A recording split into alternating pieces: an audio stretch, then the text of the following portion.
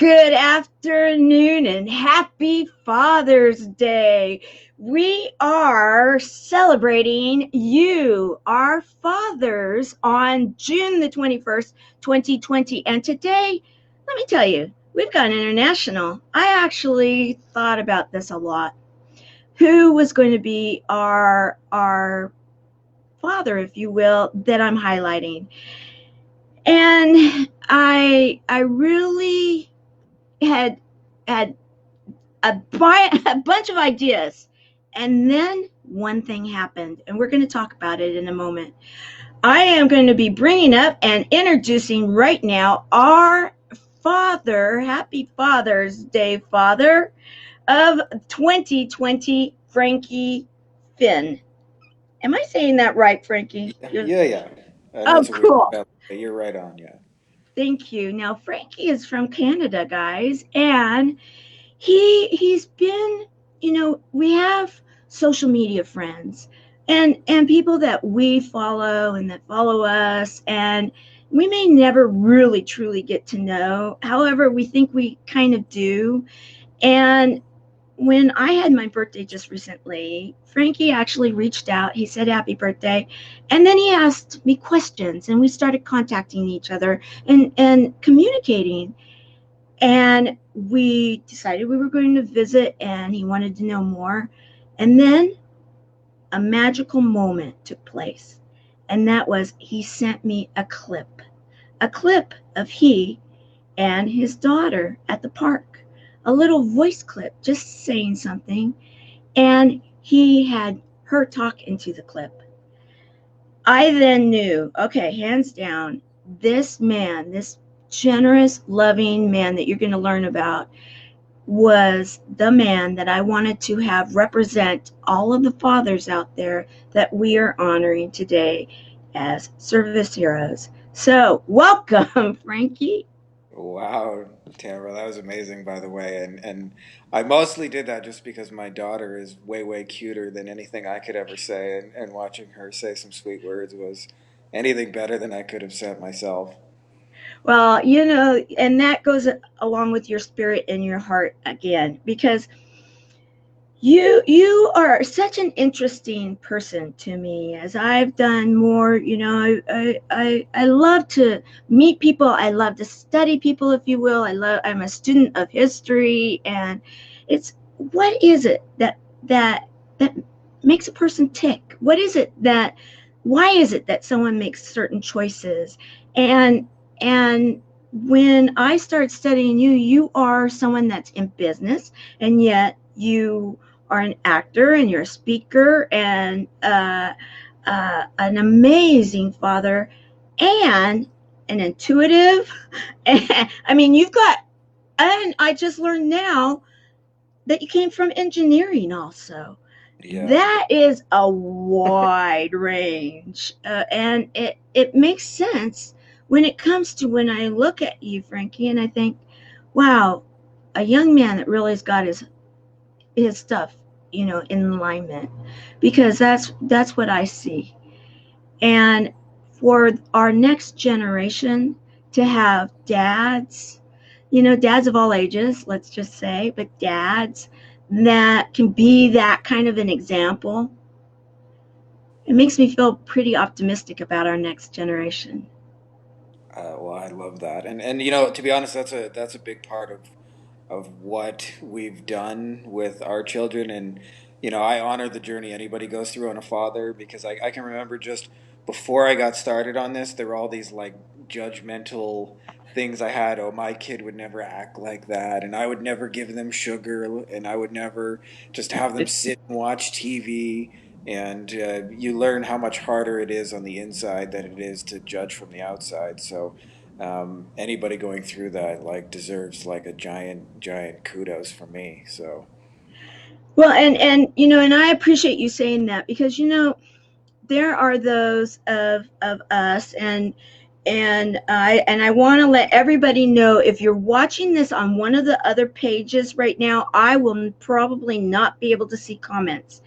Come join us live on the Tamara Hunter Service Heroes page on Facebook so we can see comments. We're transitioning. We're on our third day. You guys are going to find us, and I know it. So we're gonna grow through this together. So come and join us over here. There are many of us, and I don't talk about this much, but it's something that many of us have experienced in our lives, and that we didn't really have father figures to be there for us throughout our our young years. And I'm one of them. I was raised primarily by a single mom, and I had a couple different dads coming in and out of my life. And I I really didn't get the dad role, if you will, when I was younger. I really didn't. I mean, that's truthful. And I grew up in a period of time where we didn't have social media, guys. Yes, there was one of those days a long time ago, and so you were lucky enough maybe to catch a show if you watched TV. We only had a few channels that might emulate what that was supposed to look like. Yes, I grew up in the days of Brady Bunch and Partridge Family and that whole generation, right? Mm. And not on reruns. Yes, they were live. They were the premiere one showings. And so you had, Father Knows Best was my mom's era. Okay, so that kind of gives that idea. However, we did watch those in replay. So it was, Leave It to Beaver, Father Knows Best, all those type of shows. So I had this imaginary world that I believed that a dad would be like, Real life didn't have a clue, really. Glimpses. So then what do you do when you're growing? You have your own kids. Sometimes you make good choices, and sometimes you might have some other things happen. And truthfully, yes, I ended up being a single mom for most of my kids' lives. Generational cycles, and we can break those. That's the thing that I'm learning now. And I know a lot of Oh,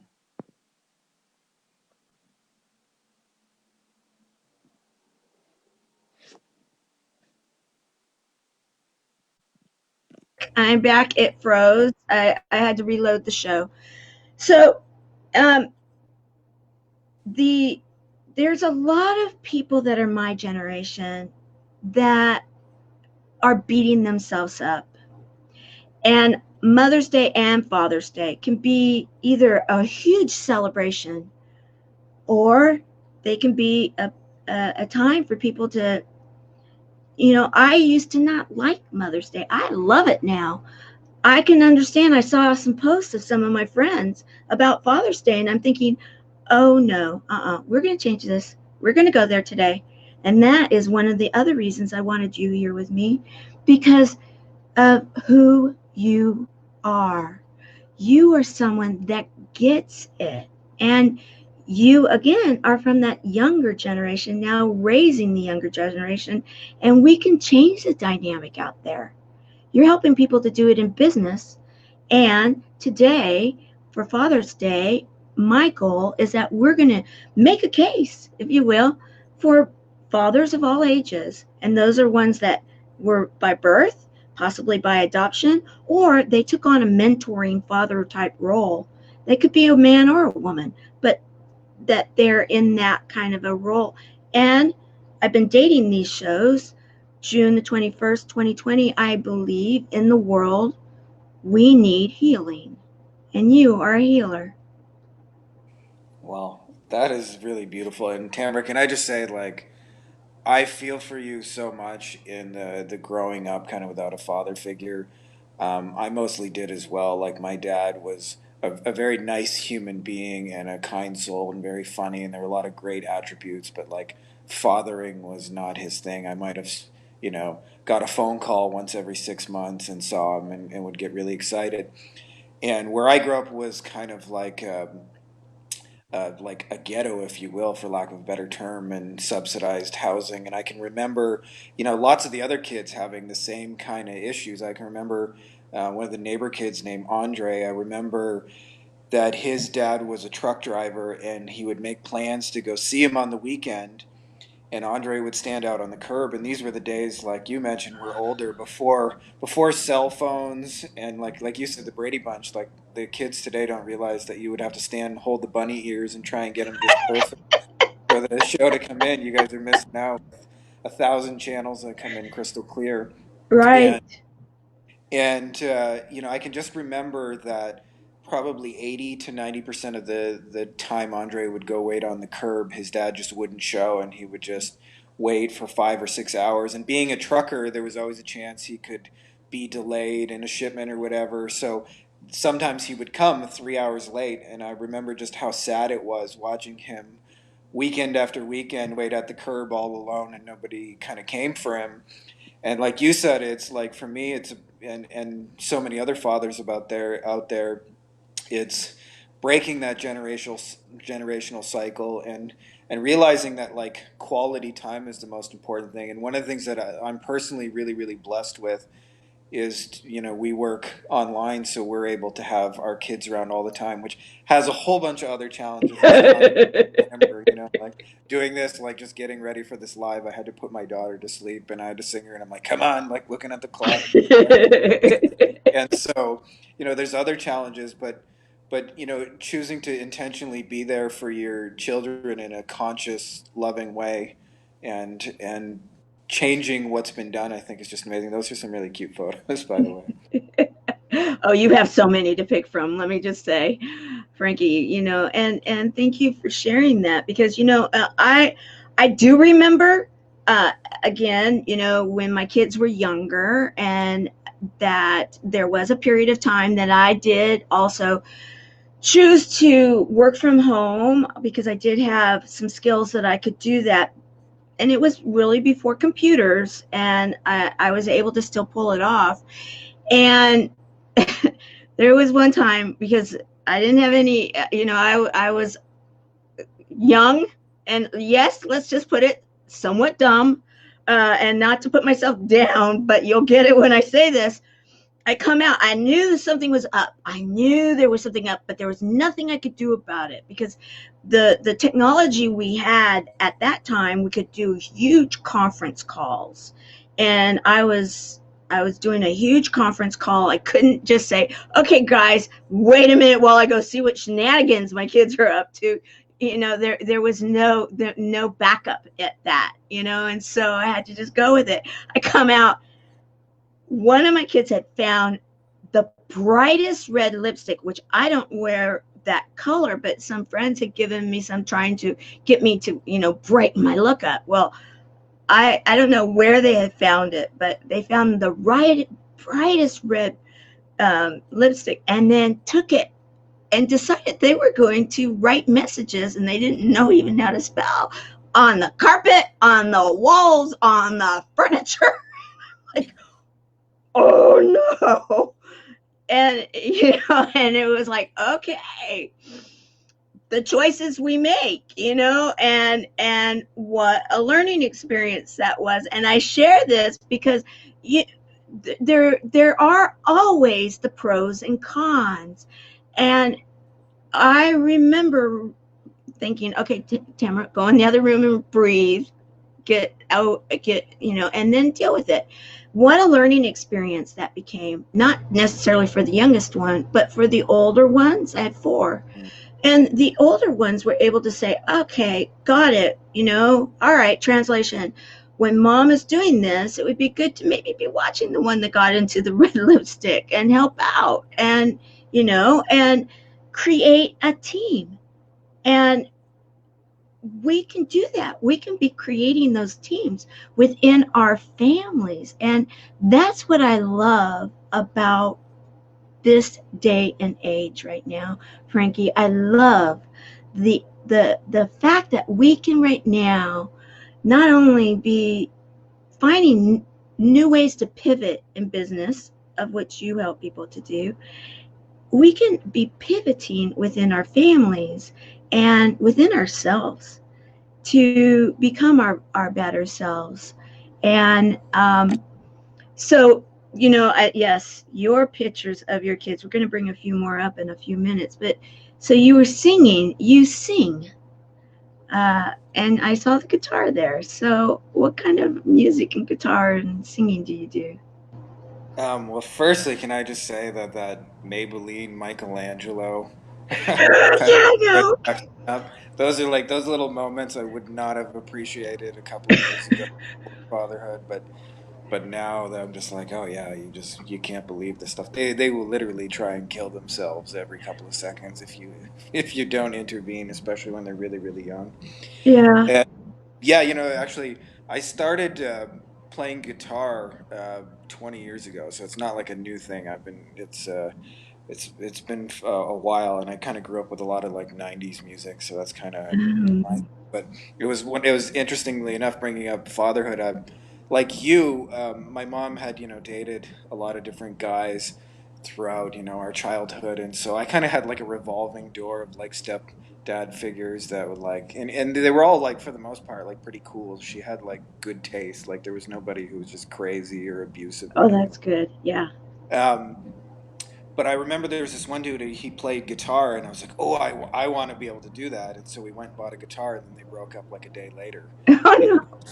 so I had this guitar that just like sat on the shelf for like 3 or 4 years. And then one day, I don't know, I just made the decision and practiced, 6 hours a day and was horrible. And I had a roommate at the time, and he hated everything about it because when you hear just broken, awful music, but eventually you get good. And it's really, really funny because eventually people will tell you, "Oh, you're so good. You must be so naturally musical." And I can remember for 6 hours a day just annoying my roommate. And he was like, "Just stop." And I remember after like a year when I could actually play, I remember him saying every single time that I would play a song, he would remind people of how bad it sounded for a year. Like, 'cause for him, the image of me was always like the learning phase.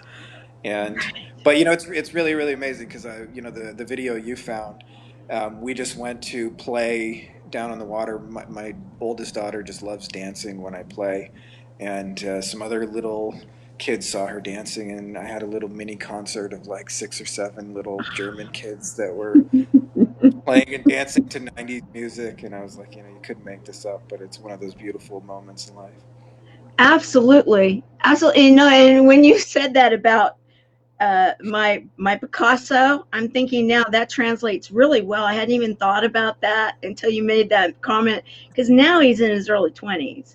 Yeah. And out of all of my kids, he is the creative soul. He's the one that, completely outside of the lines. He was came in to show me today what one of his greatest treasures that he just acquired, and that he worked himself and was able to do, and he was so proud of it, and it's so unique and different. And I'm thinking, wow, you are, and as you were saying that, I'm like, yes, he is, and he still is. It came out young, and he's such a gifted soul.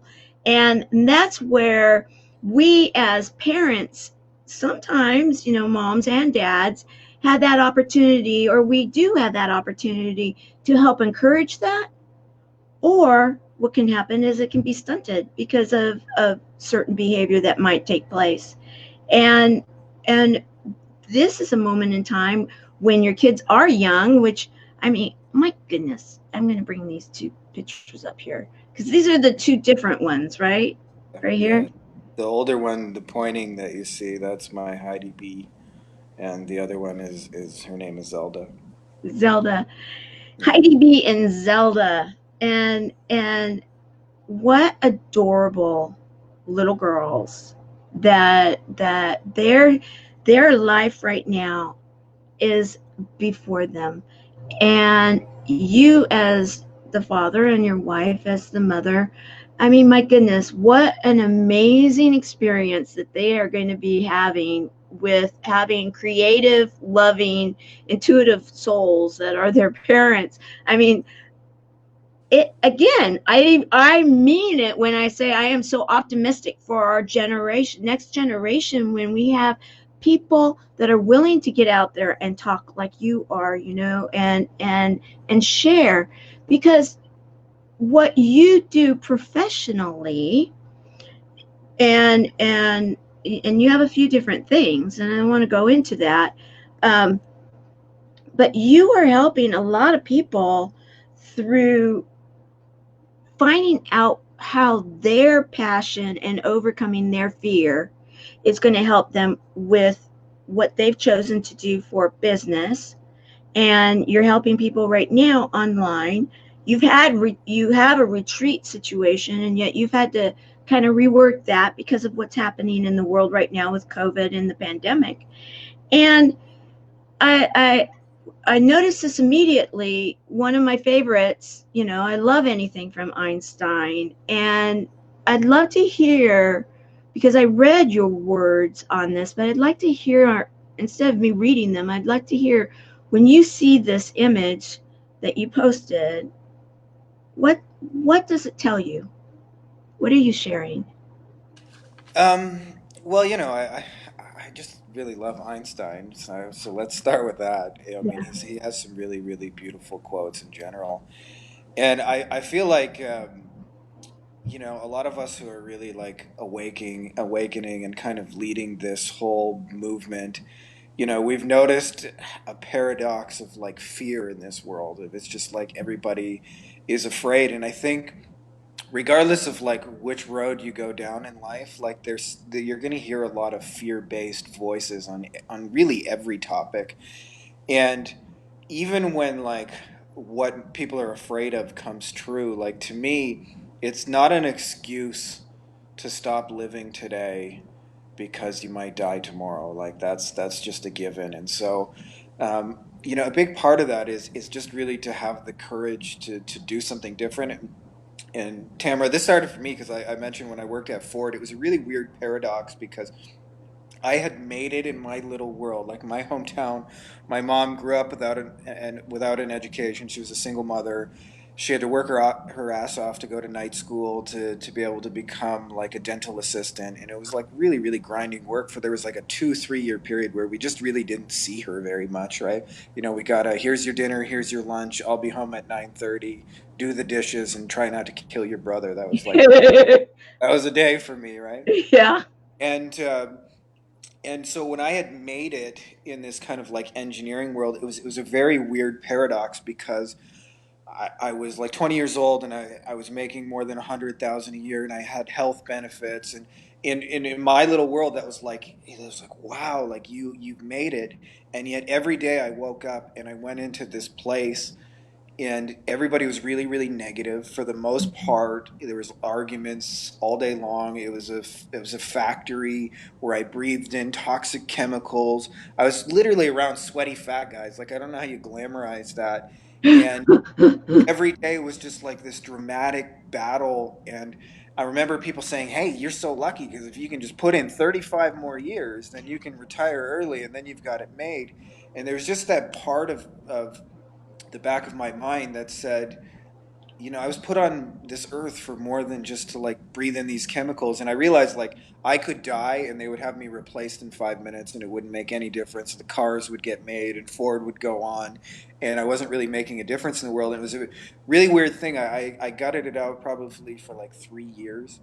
And at some point, I left, which actually worked out anyway because right after was like 2008 and the whole market crashed and they laid Oh, off 1 million people. So it would have happened anyway. right. Um, but I was fortunate. I had the courage to do it myself, and I remember everybody going like, "What are you doing? Like you made it. You got this perfect opportunity. You got in. You got the health benefits. You just got to put in 3 more decades."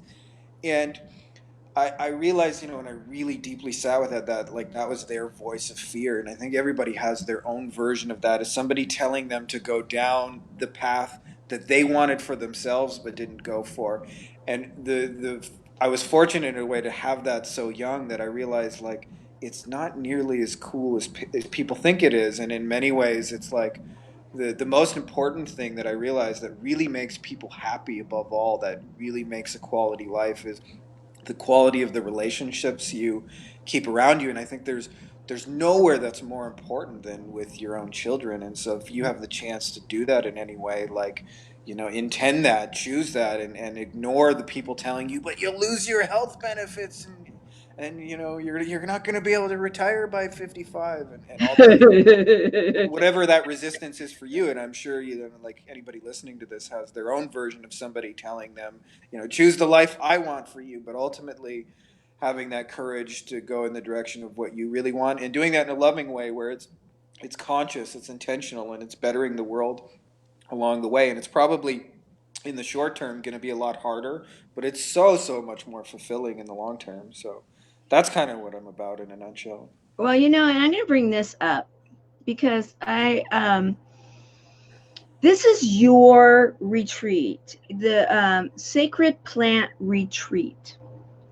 And right there when you were saying choose, and it says yes, ready to take the red pill. Now, are you a Matrix fan? Yeah, I am. Obviously, there's some references in there, yeah, for sure.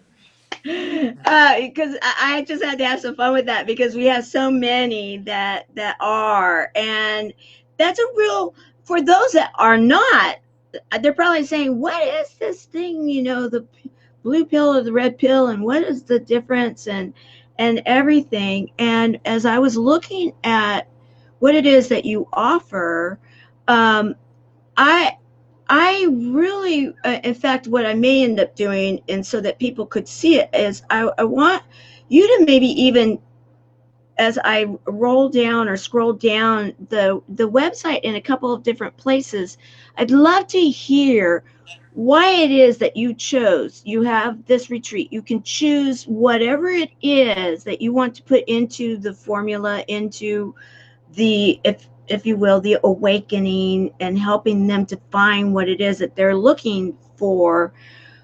You have an interesting mix. And I thought, well, this, for a business person, again, in helping people online to get in tune with their passion and their purpose, to then be able to go out there and overcome their fear, have success in their chosen area.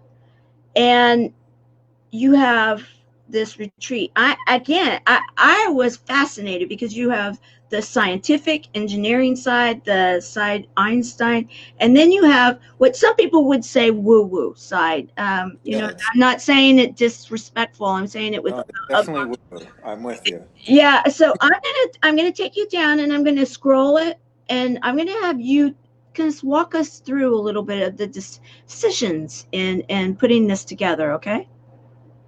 Yeah, I mean, the first thing I guess is, um, one of the things that I went to in like deciding I wanted to go serve the world and do something bigger is I actually like visited some forums and some discussion, and I realized that the number one biggest problem that I looked at that people had in their entire life was they felt like that there was this purpose missing from what they were doing. And I think that voice that I had inside of me that a lot of people experience, and not everybody does, by the way, but a lot of people, if you've experienced it, you know what I'm talking about, where you just like have this voice that says, I know I was meant for something more. I don't necessarily know what it is right now.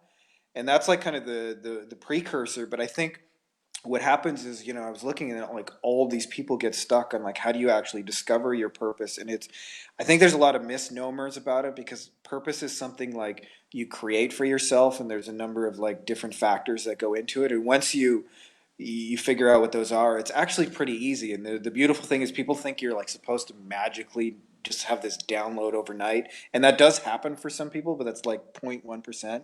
Like supposedly, like when J.K. Rowling was thinking about the Harry Potter books, I guess she was just on a train, had like an instant download in her head, saw all 7 books, went home, wrote them, and that does happen. But like the vast majority of us don't have this like instant bolt of lightning, and so I wanted to kind of create like a process where people could discover it, and it's really just like being really honest about your own experience. Like one of the simplest things, to give you an example, is.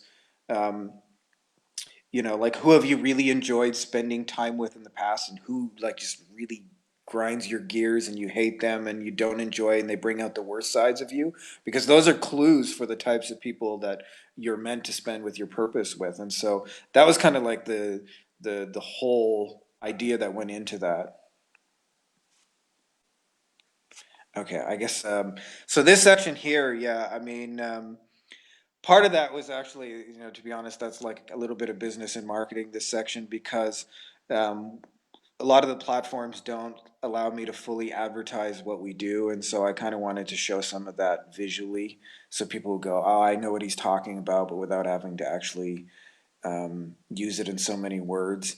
And then for me, like this whole section is really like, first I kind of had my own kind of miraculous healing through it. Like I had a lifelong anxiety and depression that for me, like I would have panic attacks, and I can remember like the exact moment where it was just gone and never there again.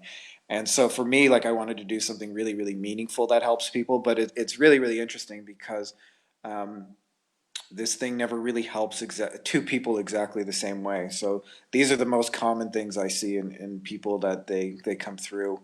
And then, we just really wanted to build like a really high end, amazing retreat that is kind of like a week long learning how to really consciously live at the highest level. And it's a lot of little things. And I really do these things personally too. So it's not just like, hey, come for 7 days and have this amazing life. But like, for example, like we juice every single day. We miss some days. I'm not like saying we're perfect, but um, it's just a thing that makes you feel good when you do it as a repetitious habit. And so all these like little amazing things, I think, are life changers in and of themselves. Going for daily nature walks and having sound healing part of your life. So it's kind of like um, introducing people to all the amazing things they can have in their experience. And what it is more than anything is designing your perfect average day, and the key word being average, because yeah, you might have the day where you drive the race car and save the world and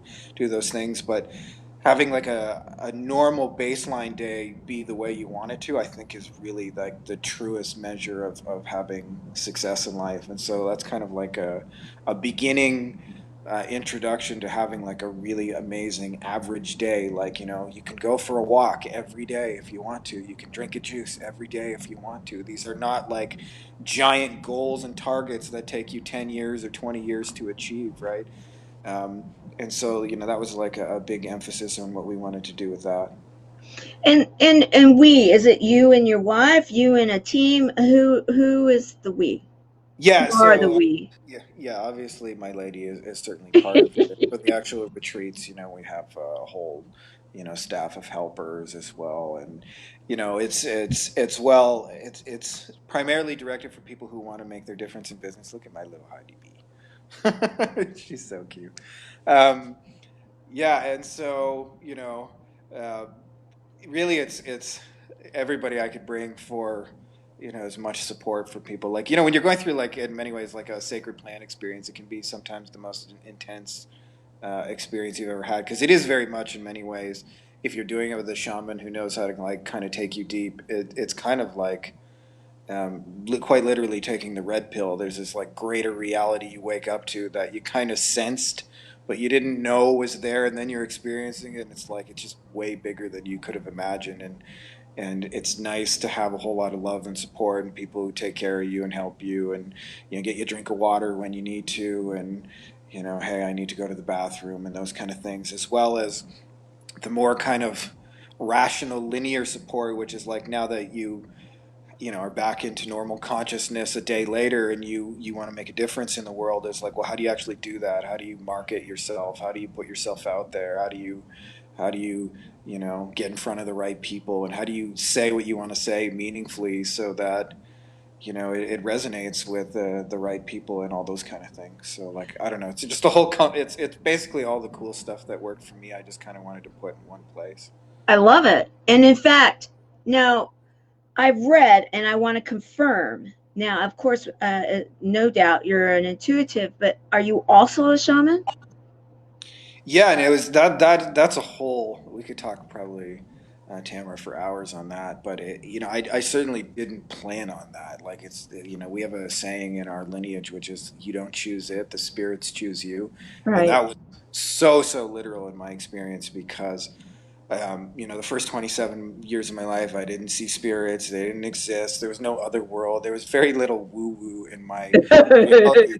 And, without, for the sake of brevity, but I had like my first kind of like near death kind of experience. And I went into this just infinite, loving, eternal, timeless oneness, unending creation, and then you come down and you're like, holy shit. And I remember actually my master shaman, like, you know this already, like, how do you guys know this? And it's like, teach me. It's kind of like, when Neo's like looking at Morpheus, like, and then the day later he's going, I know kung fu. And so it was really a lot of that is just um, it answered so many questions. It created so many more, but Yeah. um, like once you kind of like went down that rabbit hole, it certainly wasn't for me like in my life plan where I just like drew it up that day. But I find like the people who actually like gravitate to it the most are actually, like you mentioned, where they're very intellectual. Like we get a lot of people who have been through those kind of pathways. I've worked a lot with like lawyers and doctors and or people who work online now but have had those kind of paths in the past, and where you're in many ways trapped in this intellectual prison where like most of your day is spent being fake and inauthentic. Like I can remember in business going, well, hello, such and such, blah blah blah, and it's really interesting because the way we greet people now in our business is like very very real. Like, can I swear? Is that okay if I? Oh Is yeah. it? I mean, yeah. Okay, I mean, yeah, okay. We've got okay, anybody that needs to cover someone's yeah. ears. Go ahead. Okay, go ahead. But yeah, like if you're part of our family, like one of the things we say is "What up, motherfucker?" And that's just our like client greeting because we liked like, and I'm not suggesting that everybody go out and do that, but for me, like I got really tired of the fake kind of corporate ass kissing kind of Yeah. paradigm, and I'm like, I wanted to do something where I could just be really real with people, and it was like everybody loves it in our world. There's a few people who get offended, obviously, and obviously we're not for everybody, and I'm not trying to be for everybody, but the people who like have spent their whole lives like I have, where they had to be inauthentic and kind of just do this grind and work in a cubicle and send emails and CC everybody and make Excel spreadsheets. It's a nice relief to just be real and to be able to laugh and have a good time while you're kind of growing into this new you. I love it. I absolutely love it. Now, I see that we're getting hearts and such. However, I'm not seeing anybody in the comments, and I don't know if maybe we've got anything going on with the app. So I'm just letting everyone know that if you're trying to put something in, we're not seeing it. However, I am seeing the love. So thank you for that.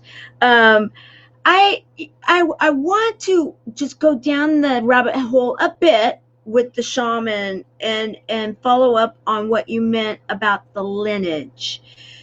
In I have a lot of people that I work with through the nonprofit that have come that are in multiple different roles, different backgrounds, bringing a lot of awareness to the vibration of the world, the frequencies, the healing energy of love. That's why I was sharing with you earlier when you were asking that we've declared 2020 to be the year of love, and then we went on because it's so needed. We declared it to be the decade of love, and in the middle of the night last night, I even had one of my volunteers that was doing some research in her own lineage, and it was like the genealogy detective work was finally completed to a point where the answers were there. Oh, that's why.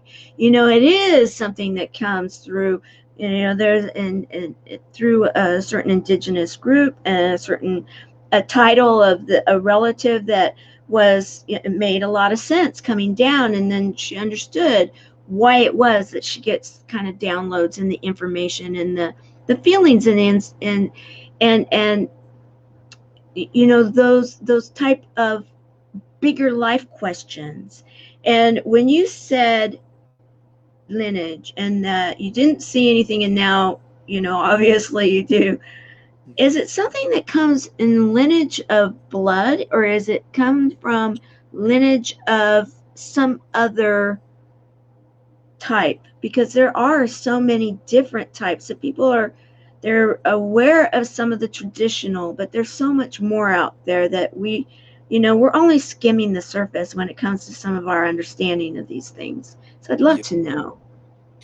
Yeah, I mean, I don't think there's necessarily like one way that comes for everybody. I can just like, from my own experience, for me, it was definitely not a blood thing at all. Okay. I didn't know anything about this world. I hadn't researched, I hadn't read a book. I didn't know anybody who knew anything about it. Like, I got into this probably like 12, 13 years ago.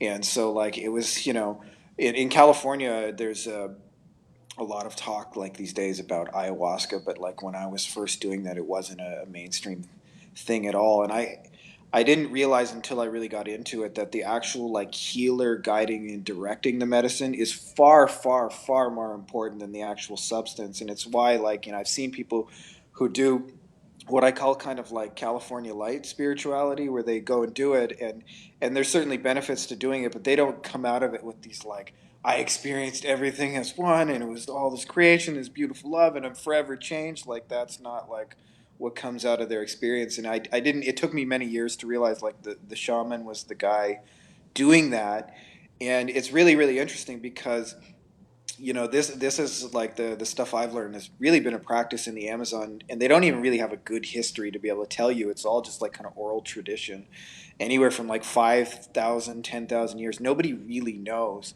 Mhm. And we're kind of taught that they're just like these stupid people that don't have cell phones, and we overlook the kind of like deeper wisdom that's going on. Because I realize there's an awesome quote that I'm probably going to butcher it, but it's like a Native American proverb. It says like, only when man has poisoned the last river and cut down the last tree that he realizes he can't eat money. And there's the difference between like intelligence and wisdom. And like intelligence is like, it takes a lot of intelligence to make a guided missile, but I don't think it's very wise for humanity to do that.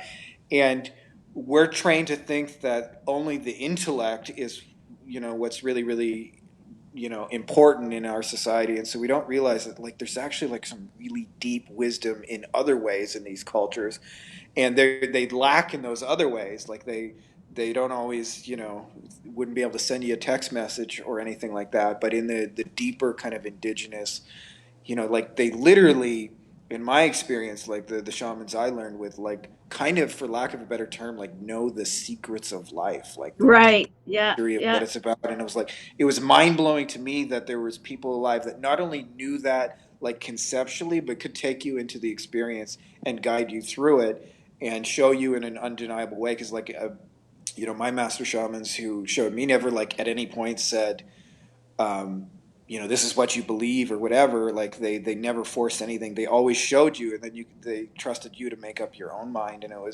it's very freeing that way, because you don't have to like, okay, I believe in this and I don't believe in that. And so I don't know. I just found and I can't speak for all people, because shamanism is kind of like a broad word that's like religion. It means a lot of different things to a lot of Right. different people. Right.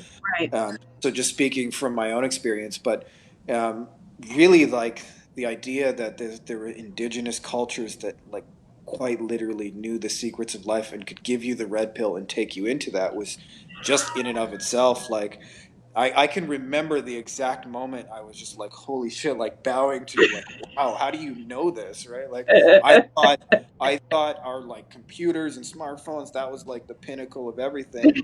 And it turns out you guys are like way wiser than us, and to the point where in many ways, like some of the tools you use don't even need those things. And it was kind of like, Right. Yeah. give you like a real like um, two of the master shamans that I've worked with, when they want to communicate with each other, they literally like send a spirit through existence to call the other one, so they don't need a phone. And that's really what Right. the technology of the phone is on. And it was like, you mean, and they'll literally call each other from anywhere anytime, any place in the middle of the jungle, and there'll be, as they describe it, they'll say there's a spirit that comes to me that whistles almost like a ringtone, and I know he's calling me, and then I go check in with him, what's going on, and I was like, um, it used to crack me up because my master shaman said, I can remember when I first learned about this because they would go into the forest and they would say, if you need me, call me. And I was like, I knew for a fact neither one of them owned a telephone. So, like, what does call me mean? And, um, it's, I guess, really going into that kind of like deeper indigenous wisdom, if I had to kind Yeah. of describe it, of living in harmony with this planet instead of like, kind of destroying it at the rapid rate we are, which, our children obviously um, want to live in an amazing world, bringing Yes, that back. they do. Yes, they do. And you know what? Thank you for walking me through this. And as you were speaking, and again, I'm seeing you guys with thumbs up and hearts. And it's not a surprise that the technology is doing what it does, because it does this sometimes with on certain shows, and I can understand it now with what you're talking about. And I want to officially welcome you in and invite you to sometime coming into one of our closed group sessions within the buddies that I was telling you about, that my nonprofit that we're working with, because we've got a couple of people from the indigenous, lineage, and we talk about some of this in general terms.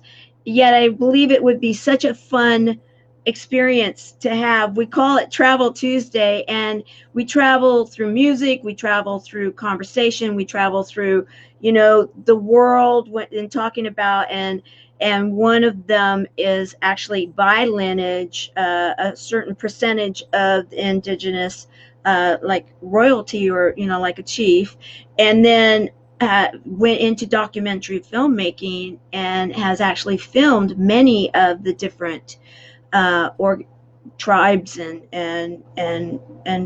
groups all over the world, and actually spent time with them, and many of them. And so it could be a fun conversation. We can go down that rabbit hole a little bit more with people that would be able to say, oh yes, and and have some fun, because what it does, and this is where, when we were talking about raising the frequency and working with the energy of healing and love, and back to Father's Day, of which we're celebrating. What an unbelievable opportunity we have right now. And you were talking about that you've had to do some pivoting and shifting when it comes to even like your sacred plant retreat, because that is an actual experience where you go somewhere. But with the fact that right now people can't travel, or, it's changing a bit, but who knows how it's going to go. There's not been a lot of travel, let's just put it that way, over the last few months. And so a lot of people have either had to shift or close down or throw their hands up in the air and say, I have no clue. You were saying that you made some choices and changes. What did those look like? What do they look like? Yeah, I mean, one of the things that I've been really, really fortunate actually is I got started probably 13, 14 years ago when I first went in business for myself, um, which was kind of forced because like it was like 2007, 2008, and like there weren't a whole lot of jobs being handed out on the street, so it kind of removed that safety net for me. I became really, really fascinated with the study of like marketing and how do you like put yourself out there and find people, and it's really been that in itself is this really deep kind of like ongoing study of like why do we do the things we do and why do we decide. And it's really interesting because if you ask most humans what motivates their behaviors and then you actually test them in the real world for what they would really do, those are usually almost always two different things. And it's been the latter that I've been really interested in. So a big part of what we've been helping people to do is just that. So for us, it wasn't really a huge switch because I've had like 13 years to prepare for that. It's more like what we've been doing, helping people. Like I have a client who has a law firm in Michigan, for example, and legal is basically the most paperwork intense business on the face of the earth. And only lawyers have a 10,000 word document and call it a brief. I know, I know, I know. Yeah, yeah, And yeah. Mhm. I was so proud of her because she has 4 kids herself and she works mostly from home, and she mobilized her entire law firm to be digital in a week. And I was just like blown away by how fast they could make that transition. And in many ways their business has like actually picked up because people are locked at home together and they do divorce, and like the divorce rates are are pretty high right now. Um, so but it was like helping them to be able to do that because the things that we do, like Tamara, you like mentioned Be Live and Zoom, and like like it's easy to just take somebody's mind like blown up. And one of the things that we've been really good with is helping remind them that the technology is just tools, and they're Right. just tools to connect with people.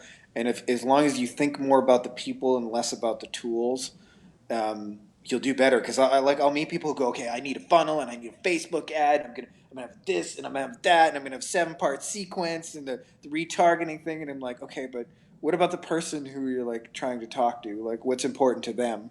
And they're like, oh, I have no idea. Well, before you build the 18-part sequence, why don't we answer that question? And I'll bet you your whole job gets a whole lot easier. And so it's kind of been a lot about like helping people to simplify, because the technology I think can be the most overwhelming piece. But when you remember the technology is just a tool to connect with people, I think it helps people really simplify it. So a big part of what we've been doing in this kind of shift is enabling people um, to do that, because who knows how long this whole craziness will go on, but businesses are changed. And the quicker you can adapt, that's why I'm so proud of the law firm for like taking the most paperwork intensive business and switching over. The more you can like actually help and serve the world, especially if you have something meaningful and worthwhile that like really needs to be put out there. So And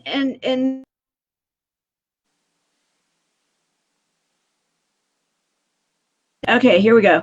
There are so many that they are, as they are starting to see that they can touch more people, they're thinking, that I've talked to different people that are starting to get out and experiencing online. And I'm so proud of those that have, especially the ones that were resisted for so long, because of whatever reason it is, and now they're realizing, oh my, I can I can double, triple, quadruple.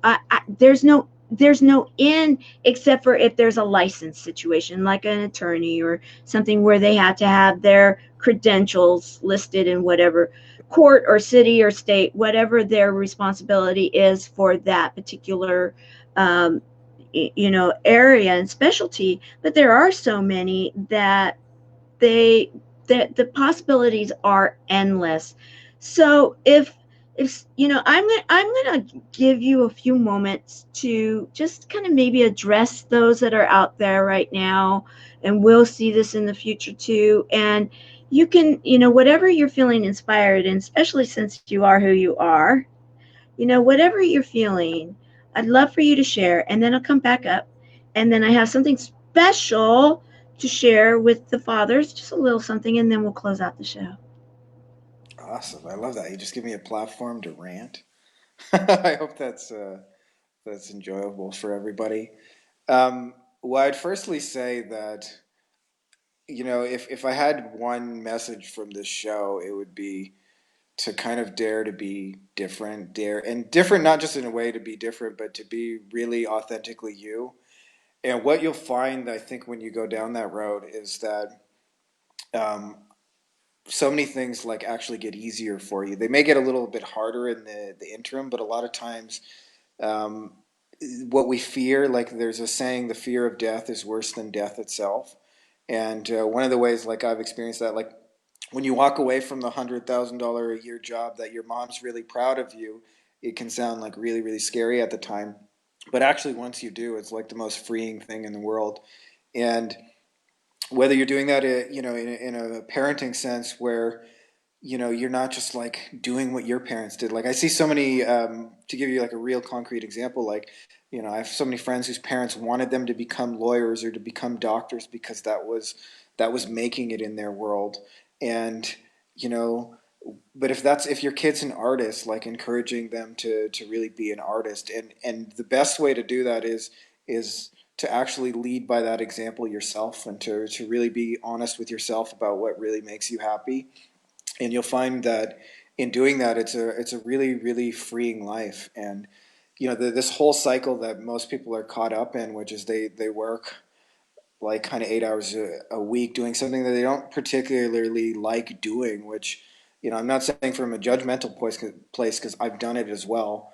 Um, but doing something you don't really love doing and then going home and having just enough energy to like clean up and do it all over again so that you can survive to the weekend, to go get drunk on Friday and Saturday and then have Sunday be a recovery day and do it all over again. Like life can be so much more than that, and you can bring so many blessings, and you have a gift inside of you. And I think no matter what that is for you, the world needs it. And in many ways it's selfish if you don't. It's really selfish if you don't like take those real gifts and like put them out there in the world. So that's kind of my rant. It's like just be you I and love it. I yeah. love it. So I'm going to bring this up from the line, and then we'll close out the show in just a second.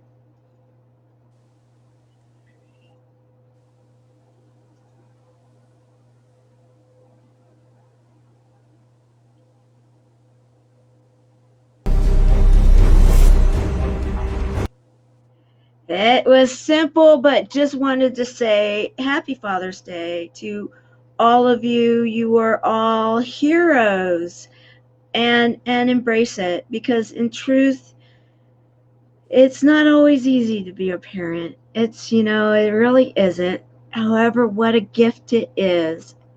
However you show up with the very best that you can, and don't beat yourself up for the past. Every day is a new opportunity. And Frankie, you've shared that with us today, in that anything is possible in sharing your own story and sharing stories that you are helping others to do the same thing. I love the concrete example of the law firm, Yeah. because that really is, and anybody that knows about billable hours, anybody that knows about, yeah, briefs, yeah, anybody that knows anything about any of that, I used to recruit them. And yes, that's an interesting area of business. There's so many out there. Anything is possible in this world if you believe, right? Yeah, and be like decided to go for it, I would add. Like, Yes, gotta see it. Then it requires action, is what the yeah. whole piece of it too is. You can dream and you can believe, but if you don't do, then you're still back in that old other spot. So when we're done, I want to be able to have people get a hold of you. You're out of Canada. You're on Facebook. Where else are you? You got your sacredplantsretreat.com. Where else can they get a hold of you? Yeah, I mean, there's a lot of places. We do a lot of different things in our own little ways. So, the best way, if you just want to reach out to me personally, Frankie Fihn, it's Fihn, which is why you were a little confused about how to say it, but it's like just like on a shark. But yeah, Mm. connect on Facebook for sure, and I would love to hear from you guys if you actually got something, from the show, or have any comments or suggestion, or even if my swear words offended you and you just want to tell me that, that's okay too. I appreciate the criticisms as well. Obviously, sacredplantretreats.com. We also have a Facebook group for anybody out there who owns like a digital marketing agency. That's like a business that model that we just know really, really, really, really well. We have a Facebook group called Beyond Agency Profits, and I would say those are the three best ways. So if you want to reach out, do one of those.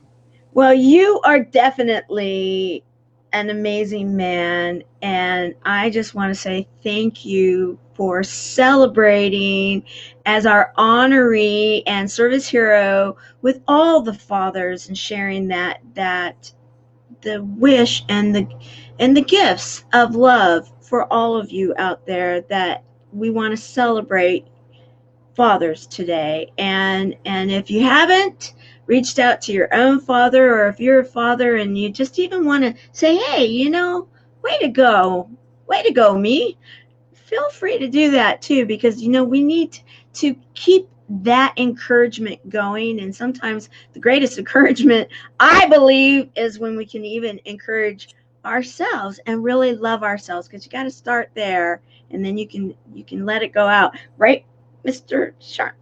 Frankie, I mean, I want to give respect to your role, because I do respect it a lot. So I want to say thank you for celebrating today, Father's Day, on the Service Hero Show. 365 days of awesome. Celebrate success through service. You are definitely a service hero. Thank you. That gets a salute. Okay, everybody. Tonight in the Chemo Buddies for Life closed community, it's game night.